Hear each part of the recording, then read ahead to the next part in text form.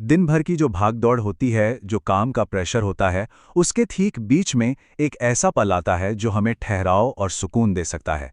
जी हाँ, ये ज़ोहर की नमाज का वक्त है। अक्सर इसकी अहमियत नज़रअंदाज हो जाती है, लेकिन इस छोटी सी इबादत में असल में बेशुमार बरकतें छुपी हुई हैं। तो चलिए आज इसके बारे में थोड़ा गहराई से जानते हैं। हम उन सही हदीसों पर गौर करेंगे जो बताती हैं कि आखिर दिन के इस वक्त में इबादत करना इतना खास, इतना स्पेशल क्यों है। तो सबसे पहली फजीलत और शायद सबसे ज़रूरी वो है जहन्नम की आग से हिफाजत। ये एक बहुत बहुत बड़ा वादा है और इसका एक बड़ा गहरा ताल्लुक दोपहर की गर्मी से है।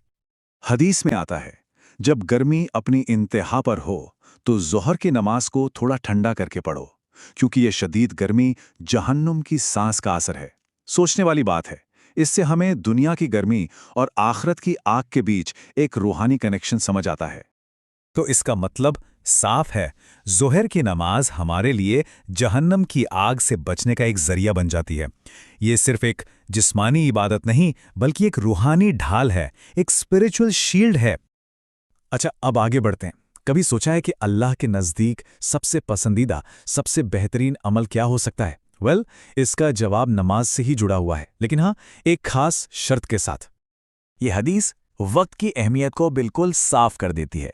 जब पूछा गया कि सबसे अच्छा अमल क्या है, तो जवाब मिला, नमाज को उसके वक्त पर पढ़ना। इसका मतलब साफ है, जब हम ज़ोहर को उसके ठीक वक्त पर अदा करते हैं तो ये अल्लाह के नज़दीक सबसे पसंदीदा कामों में से एक बन जाता है। इसलिए ये बात हमेशा जहन में रहे कि ज़ोहर की नमाज को टाइम पर पढ़ना उसे सबसे बेहतरीन इबादतों में से एक बना देता है।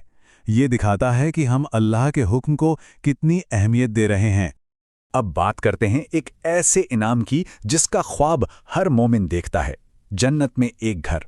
और इसका रास्ता पता है, ज़ोहर से जुड़ी हुई कुछ खास नमाजों से होकर गुजरता है। बस ये नंबर याद रखिए, 12। ये 12 सुन्नत रकातें हैं जो अगर कोई रोज़ाना पाबंदी से पढ़े तो उसके लिए बहुत ही खास इनाम का वादा किया गया है। और वो इनाम क्या है?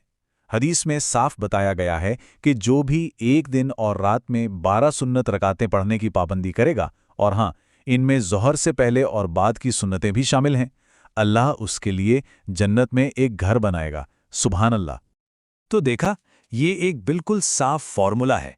ज़ोहर की फ़र्ज़ नमाज के साथ उसकी सुन्नतों का एहतिमाम करना गोया आखिरत में अपने लिए एक खूबसूरत ठिकाना तैयार करने के बराबर है। देखिए, अब तक हमने आखिरत के इनाम की बात की, लेकिन नमाज का फ़ायदा सिर्फ आखिरत में थोड़ी है, इस दुनिया में भी तो है। ज़ोहर की नमाज